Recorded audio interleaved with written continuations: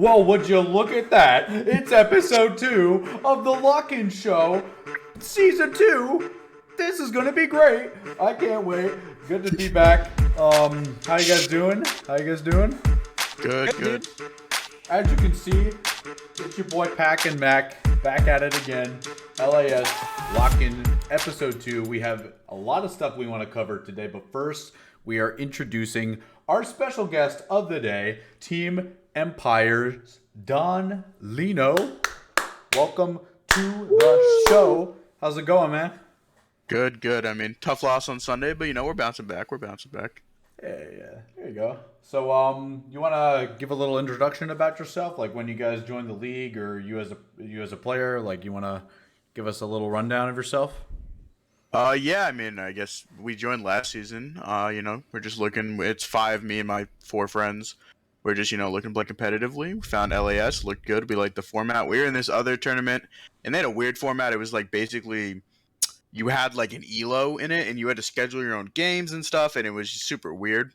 So we were looking for like a more like LCS format, and here we are. I mean, able to win the grand championship, dude. So I mean, pretty good start. But we're looking to build on that. Maybe win a more domestic title in our region, Right. and then try to win again.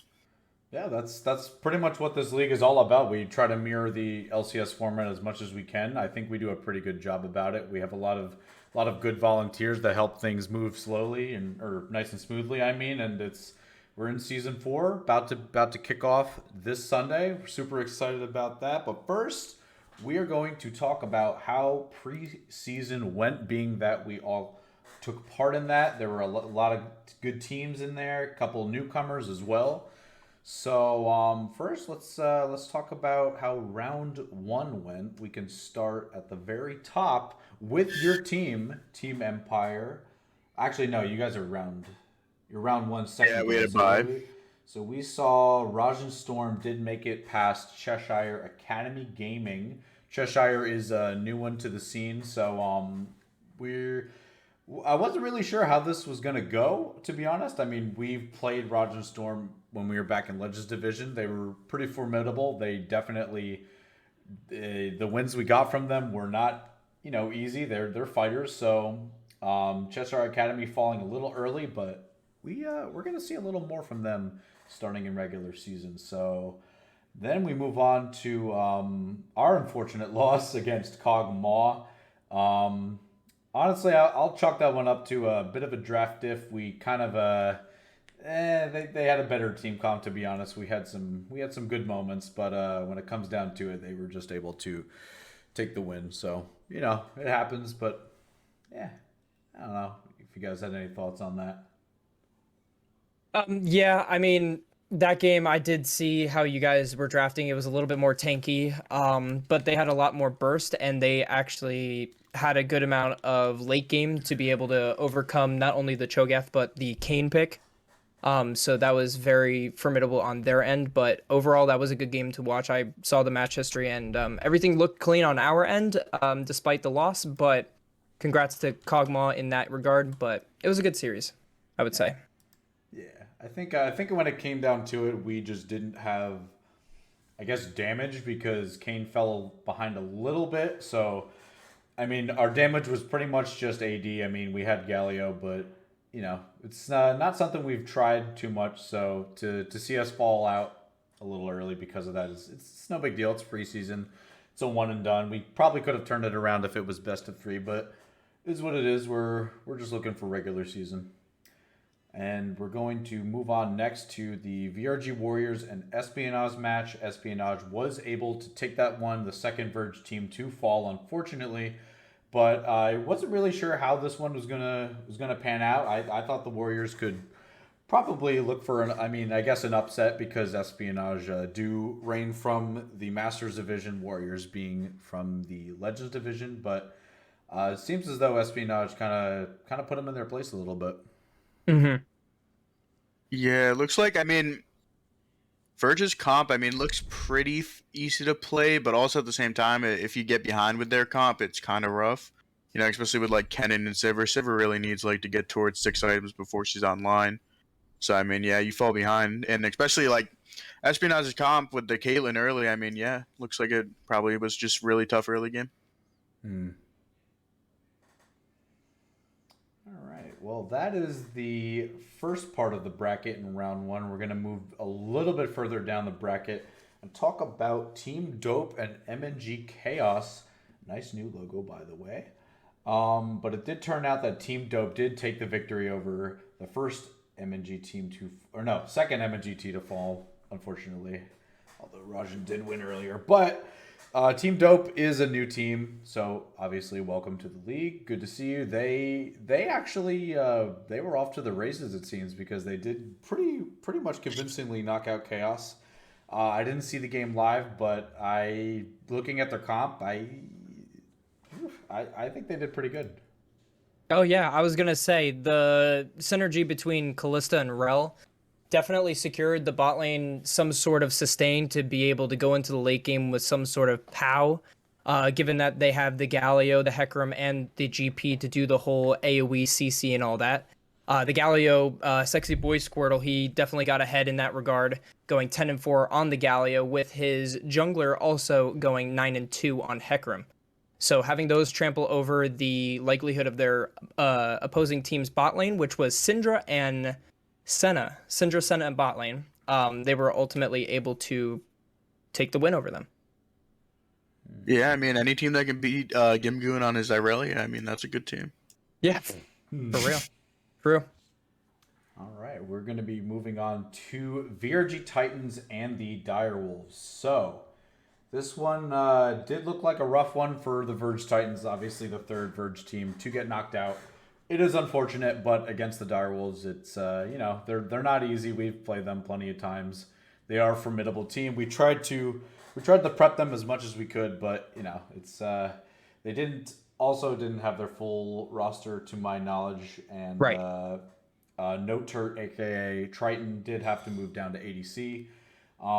Looked like a rough game for them. Didn't look like they had too much going on for them. I mean, you did have Blade on his signature Tom Kench against Darius, which is not too bad of a matchup, to be honest, but didn't look like they could carry. I mean, Vincent 11-0 on Syndra didn't look like they were losing that one, to be honest. Yeah. And he could have gotten a Medjay's at any point. Like 11-0 is something you would love to sit pretty with a Medjay's. So come the late game, if this went over the 26-minute mark, that of which they ended the game at, then this could have been a lot more destruction. These guys could have milked some sort of objectives and other things in front of the Verge's face, which was a little bit disappointing to see, but ultimately these guys were more prepped, so big kudos to them for that one. All right, let's take one more look at the final game in the round one before we get into the buys. It is MNG Eclipse against the Apple Bottom Boys. If you guys watching did see the first episode, we did kind of tease about an interesting rematch between Rav's team and Stripe's team, basically the caster duo. Apple Bottom Boys, aka Rav's team, did get the better of them the first time around. This was back in Grand Tourney when they were slotted in the same group, and this was seen as the rematch. It was pretty hyped, but Apple Bottom Boys once again do put Eclipse into the dirt. And looking at the comp, I do see a lot of comfort. I see Rav on Amumu. That's a pick I usually see him do pretty good on. We have Kron Toker's Teemo, which is very fun to play against, not sarcastic at all. Got Duchess in the mid lane. I do believe he is their new mid laner. He did pretty good on Seraphine, and they rounded out with Tristana and Killjoy's Jarvan support. I did talk about in the past that I do like how Killjoy, their support player specifically, mix up his picks. He did he was a fan of the Amumu support as well as Pantheon support in past seasons, so he is one to mix it up a little bit, and it just seemed like doesn't really look like Eclipse had much going for them. If anything, they were trying to carry through Kindred jungle a little bit, but just looks like Apple Bottom Boys really got the better of Eclipse. Yeah, I mean, I'm actually surprised because the only time I've ever seen Jarvan support, it's normally AP, and you just poke with your E the whole time. Because your E is like not impossible to dodge, but it's like it's pretty tough in lane to dodge. Yeah, you're That's not the only dodging time I've that. seen that. Yeah, But yeah. that's interesting, with the gore drinker and everything. Okay. So that about wraps it up for round one. We're now going to go into the teams that did have a bye, including Cog Plutus as well as Team Empire Gaming.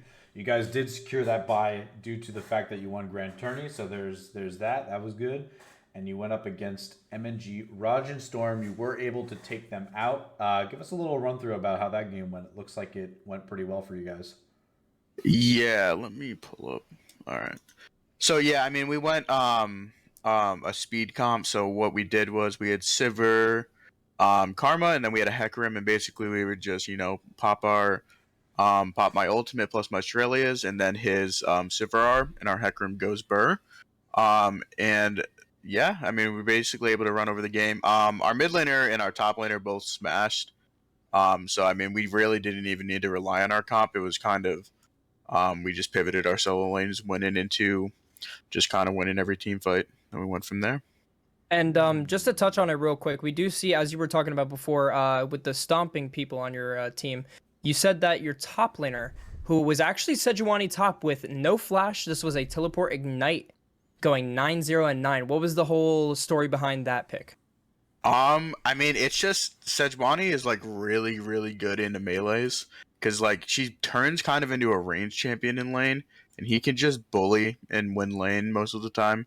I mean, there's a few matchups where it's not that good into, but something like Renekton, he can kind of just stomp out lane.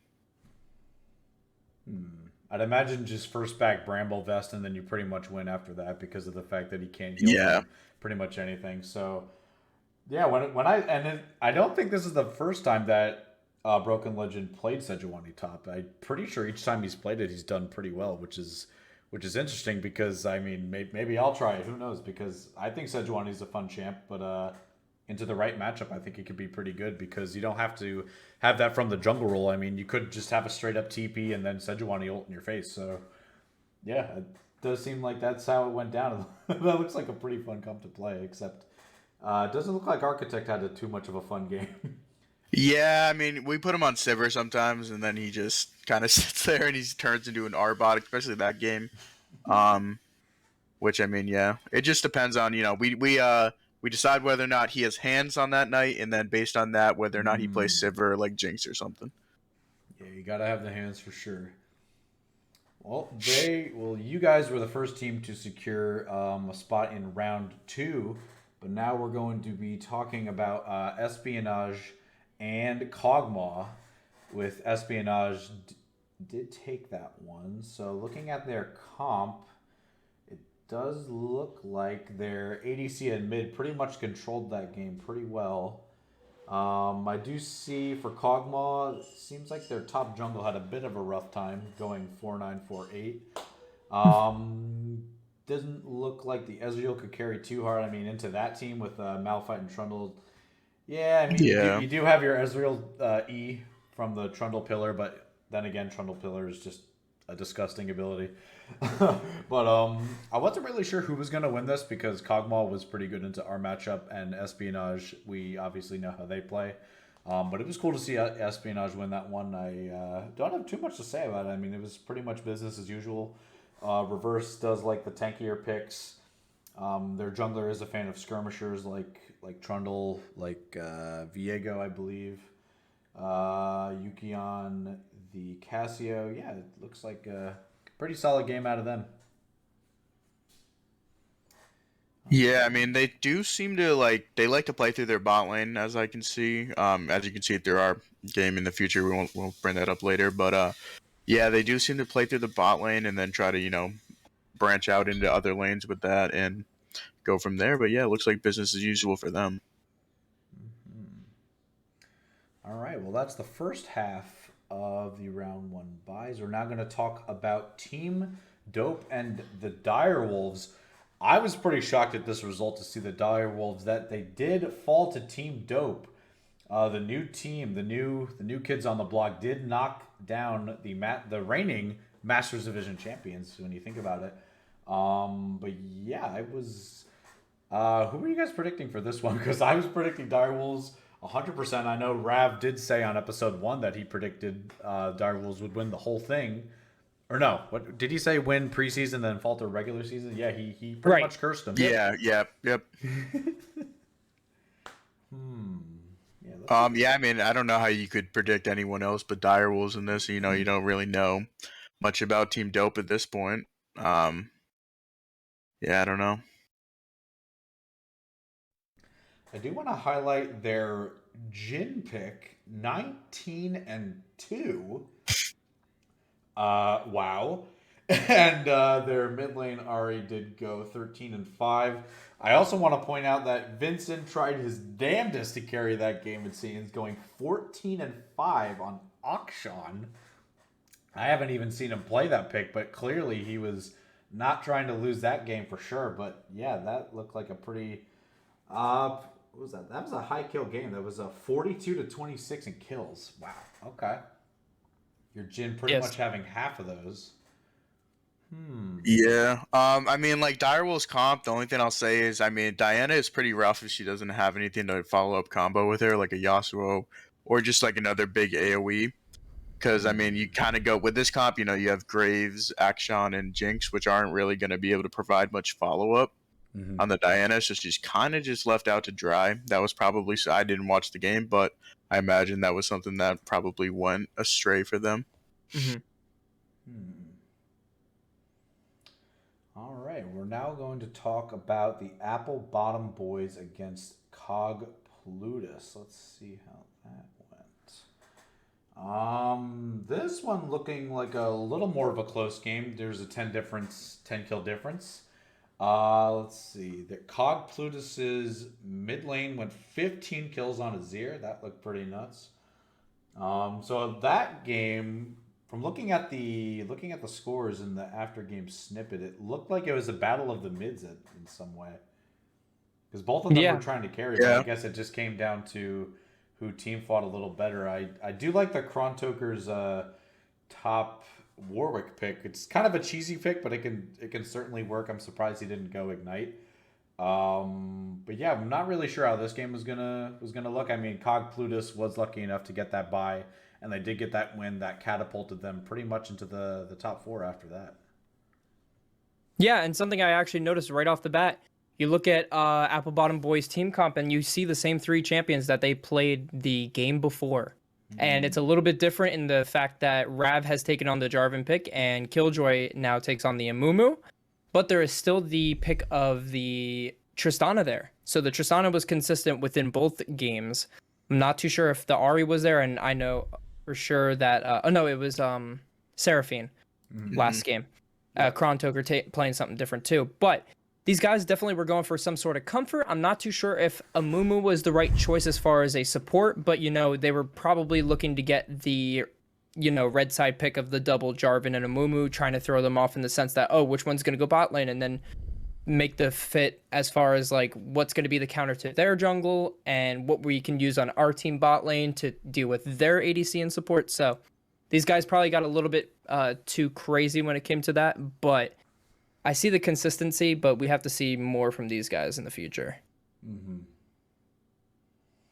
All right. Yeah, for sure. With that being said, that did bring us to our final 4. We had Team Empire and Espionage, and then we had Cog Plutus against Team Dope. So first of all, we do want to talk about Don Lino's match with Team Empire. Unfortunate loss. We know the feeling. But yeah, you want to run us through how that went? Yeah, I mean, I pulled out, I've been playing a lot of Renata Glask, and we pulled her out there. We saw that they would also probably try to pull it out. He pulled out the Blitzcrank, my signature pick, but oh man, the nerve. Kind of a yikes there, but I mean, early game really went fine. They didn't put too much pressure on his bot lane. I was kind of able to just either dodge out or just play in the minions against it.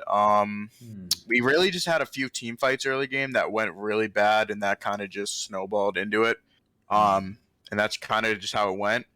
I think our draft, I mean, it can work if we kind of just stay steady throughout the whole game. But, once you start losing with our comp, it really doesn't have a lot of comeback potential until really, really late. Because like I said earlier with Sivir, you need 6 items and everything. And then I think we should have picked maybe a bruiser jungler or top lane just to kind of get us through the early game a little bit better. But, in the end, Espionage played good and got the better of us. Yeah, I do see the Sedge pick was still there for you guys, but at the same time, they did have your Jinx going Olaf, being the bruiser man that he is. That's definitely a hard counter in that regard. But were you guys did you guys draft the Sejuani first and try and flip-flop that, or was Skarner the intention for jungle the whole time? I think we picked Skarner first rotation, I want to say. I think, what did we pick? I think we picked Sivir, Renata. I know we first picked Renata. I think we picked Sivir, Skarner. And then I think we picked the Sedge into Ornn. And then the Corki just to round it out. Yeah, the Corki just, comfort.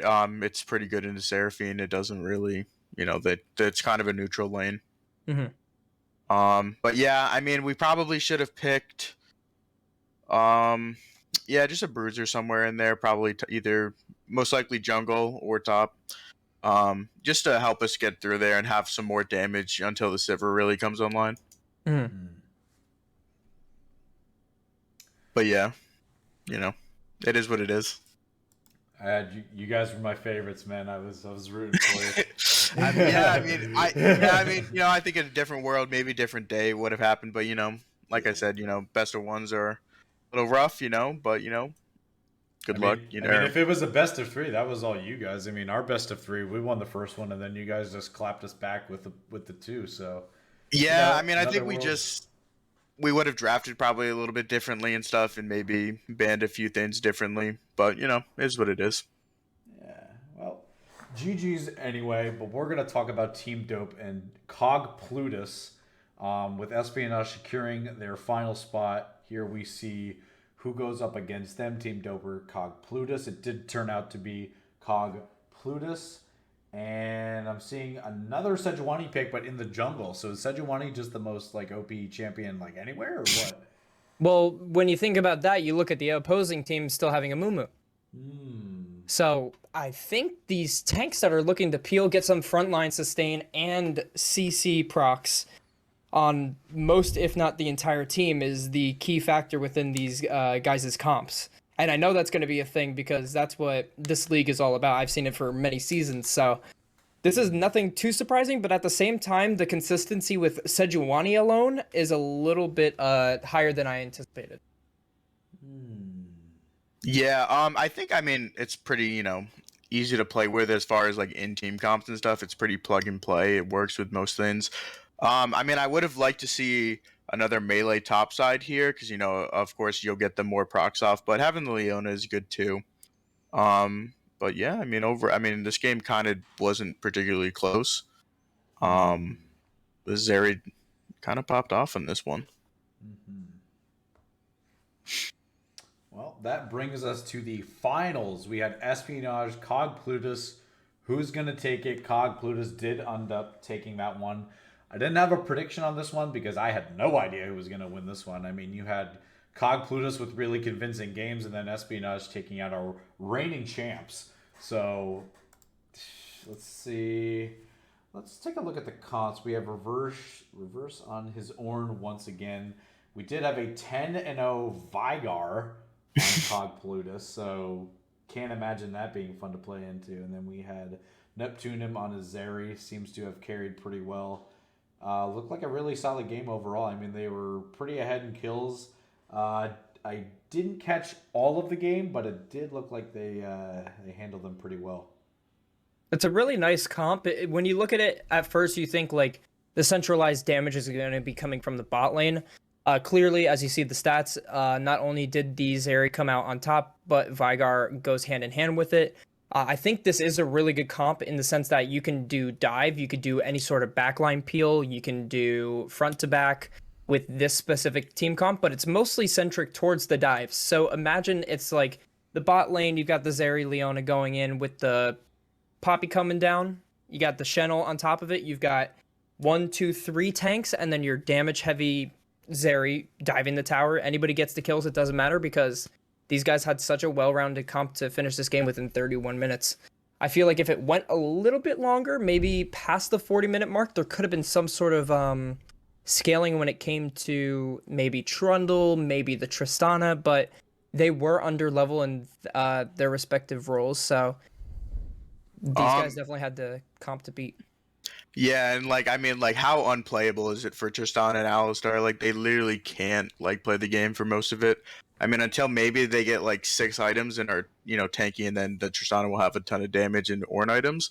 But like pre like that going on, I mean, there's really no way for them to ever get in because they're either gonna get stopped by Poppy, Event Horizon from the Vigar is really hard to get through. I mean, yeah, I mean, I really like Cog's comp here. It's like so it's kind of similar to what we would draft. I like it a lot. Well, congratulations to Cog Plutus for being season 4 preseason champs. Looking forward to see how you guys do in regular season.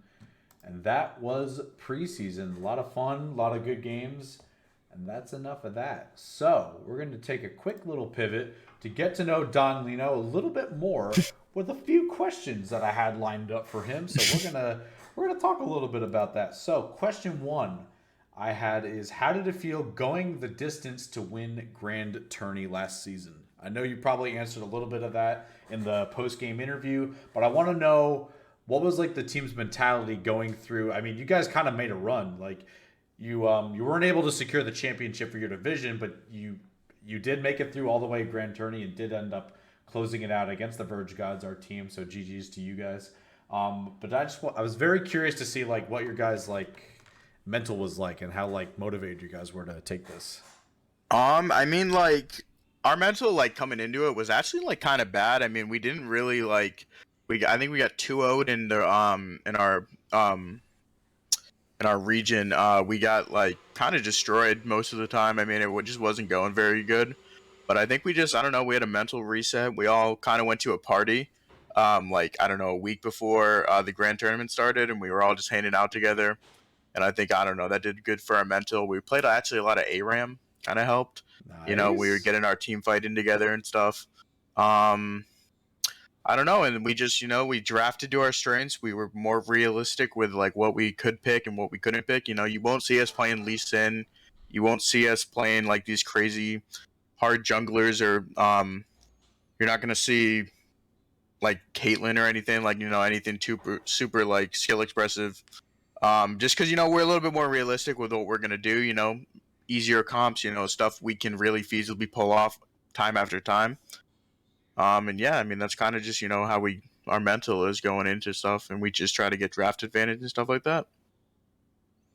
It seems like it for sure. I would say those second 2 games, especially I felt like the third game we played, it was definitely a draft diff. But regardless, it was still a good series. I had a lot of fun. Even though I kind of crashed my mental a tiny bit. Like after, it was just a tiny one, in comparison to ones I've experienced before within the LAS. But it was a really fun series. You guys did like very much show up, and given that we were both second place in our divisions, we were able to show up and like impress a lot of these other teams that we were able to see come onto the stage this season.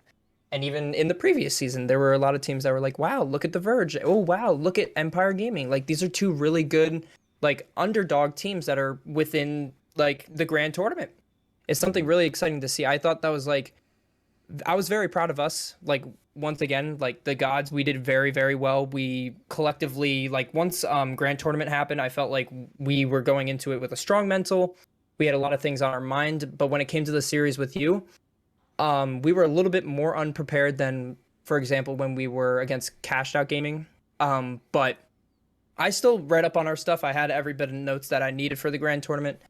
But you guys had a lot of collective skill when it came to team fighting, the mid game, the macro, everything. I analyzed the VODs even on your guys' end, and you guys did very, very well with macro. Yeah, I mean, I think that's one of our strongest aspects is like, once we're like, in the driver's seat, like we know what to do, we know where we need to be. Especially like, I feel like our Baron macro is really good. Like once we get that, we capitalize off of it. It's very rare that we don't use a Baron like as much as we can. Mm-hmm. So just, small things like that. Again, our comps are like, fairly easy to play. I mean, there's obviously some skill expression, especially towards, mid and AD carry. The champions are kind of all like that. So, but Mhm. as far as like where we can, we try to eliminate any ifs, ands, or buts. Like we try to make it so like it's as straightforward as possible, and we have a game plan, and we try to hit that. That's what's up. All right. My second question I have for you is how did you come up with the new Empire Gaming logo?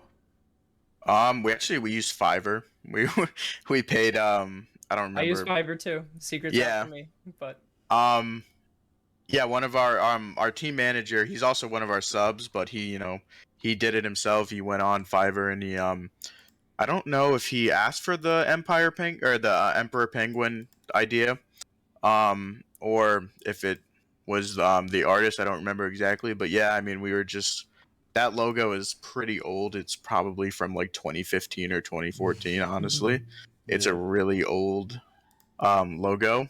So yeah, we were just we were happy. We won something, so we were like, you know what, let's treat ourselves, get a cool new logo. There you go. That's what's up. Another question I have for you is what are your hopes for season 4 of LAS? Is there anything you're excited about? Do you like any of the new rules? Any new teams you're looking to face? Anything like that? I'm just looking forward to getting back into competing and everything. Obviously, I mean, like anything besides winning the grand championship is kind of a failure at this point. Obviously, once you win your expectations, I mean, you want to be there again. But I mean, this season, we really want to win in our group and be like our regional, get the regional banner up there. That would be a big, if we could win that and win the grand championship. I mean, like what else. Um, and then we wanted to win the preseason, but obviously that did not work out. right, yeah, it's always good to hang up a banner, even though you guys have the grand tournament. When we have our Legends division banner from 2 seasons ago, it does, like you were saying, like you raise the bar for yourself. You're like, oh, this is where we have to be now. Like even us, we went from Legends division, we jumped immediately to Masters. Like as soon as we won our title, as soon as we got eliminated in quarterfinals for grand tournament season 2, Yeah. we automatically were put right into the next division, and everything had to be like booted up, turned up, piped up, plug. Like we were back, baby. We're the love. That's it. Those are all Drake lyrics, by the way. But um, that's how I felt ultimately. It's just like we have to stoop up to the level of which we weren't expecting ourselves to be, and this is where you guys are at now, especially with the grand tournament win. And you guys do show that your skill isn't lacking in any sort of department or anything like that. So this is going to be very exciting, especially since you guys are once again back in the Warriors division. You do have a couple new teams in there, even like one of ours. We just booted the Warriors to the Warriors division. So you do have a new version of the Verge 2 verse within your respective division. So that's going to be very fun to see on our end too. Yeah, the one change in the season I like is the rank game requirement, because I'm always trying to get my team to play more games, on their own. Because I mean, there's we can play flex and scrim all the time, but really your individual is only going to get better if you're just playing solo queue, because you're just focused on yourself there. It's really good, you're not really worried about macro or anything because you're just focused on yourself. So put it in the rank game things, chef's kiss. I like Oh that. yeah.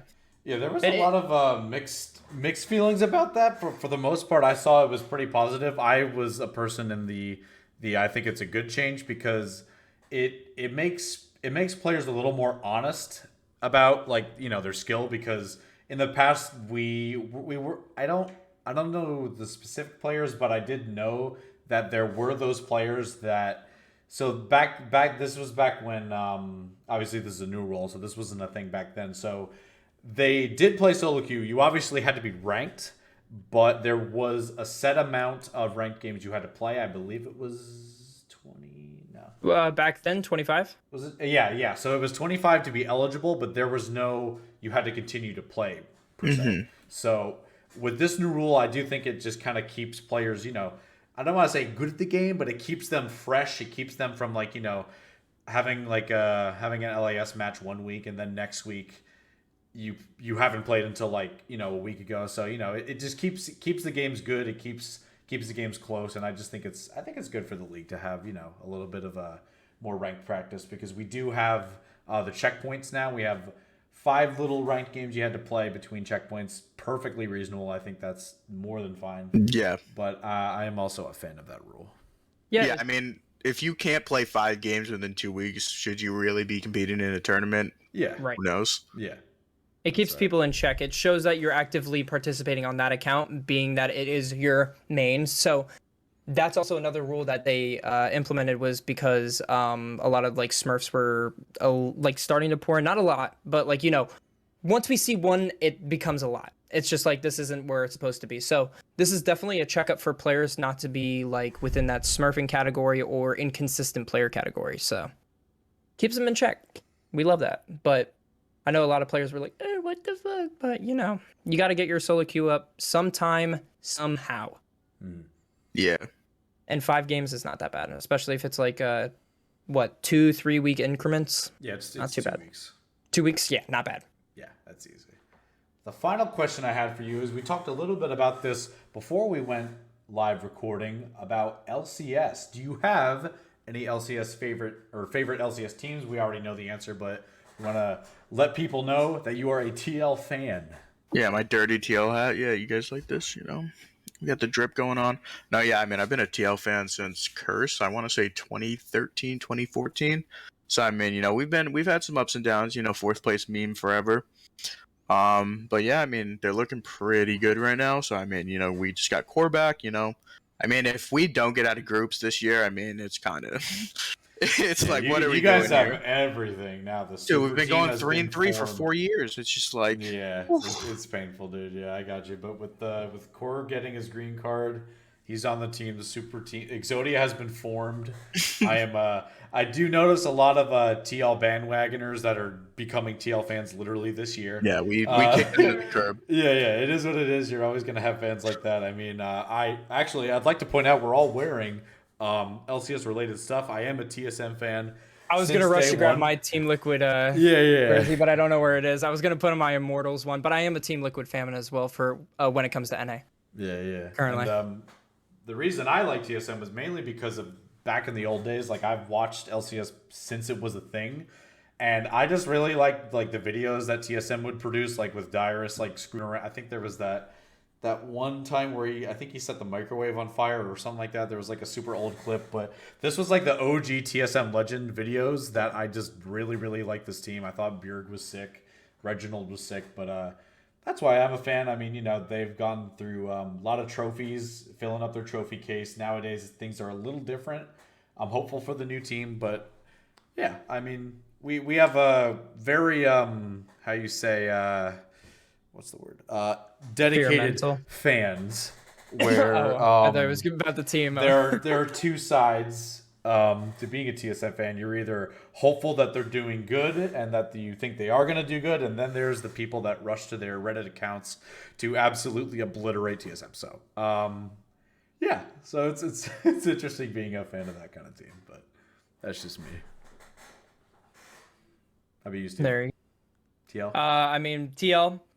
I don't really do the NA thing too much. I am a G2 fan overall. I've got like 2 jerseys and then the Secret Labs share of it, so that's as far as I can go with that. Maybe another jersey, you never know. But when it comes to NA, I love Team Liquid because it is the EU NA team. It is the boy Bwipo. Gotta love Bwipo. I loved him on Fnatic. Even when he role swapped, he did a little trolling, but you know, they did really, really well in their respective Chiant. I love Hansama. That was my most excited transfer over. I mean, people were like, Bjergsen, oh my god, yeah, he's coming back. He's going to Team Liquid. Woo! And I'm like, I don't give a fuck. I want Hansama. The French prodigy. Yeah, dude. I love 80 carries. Like, Reckless is my favorite player of all time, so I have to like respect 80 players as a whole. So Hansama coming over was like such a huge change. And then the jungler is still Svenskeren? The Santorin. Or Santorin. I always get those 2 confused sometimes. But Santorin, I like him. He's very consistent. He's got the burly beard. He's one of the brochachos. So, and then Corjade is back. Reunited with Bjerg. Woohoo! Yeah, exactly. That was one of my favorite like jungle mid duos when it comes to NA back then. Yeah. That was a good one. TSM jackets as their jerseys. I loved it. Mm-hmm. That was a good time. They wore it well. Yes, sir. Alrighty. Well, we are going to close out shortly, but before we do, want to remind everybody that Season 4 does kick off this Sunday, the 27th. Heats are going on. It's going to be great. We're all very, very excited. Preseason was only a taste of what regular season is going to be like. Be on the lookout for announcements regarding registration. We did, in case you haven't seen, we did push registration ending this Saturday. Have your teams in this Saturday. We don't have a concise schedule just yet because we are trying to get 3 more teams to reach our goal of filling up all these divisions. So if you're watching this and you're on a team that's registered and you're like, hey, I have a buddy that likes League and wants to make a team, call up that guy, make a team, register for the league. You're going to have a blast. We have so much fun every single season. It's competitive. It's fun. The games are really hype. If your game is streamed, that's also really, really cool. But we got a good thing going here. So if you're out there, help us find some teams by Saturday. We just need 3 more to get that goal. But if not, the season still kicks off on the 27th. So be on the lookout for any announcement on the LAS Discord. But with that being said, that is it for episode 2, season 2. We want to thank Don Lino for giving us his time to make this episode. It was I'd say highly requested guest to have on, and it was a blast. It delivered as always. But again, thank you guys for watching. Season starts this Sunday. You better be there or else. Be there, be square. Yeah, be there, be square, be an oval, be whatever shape, but you better be there. Bye-bye. See you Sunday.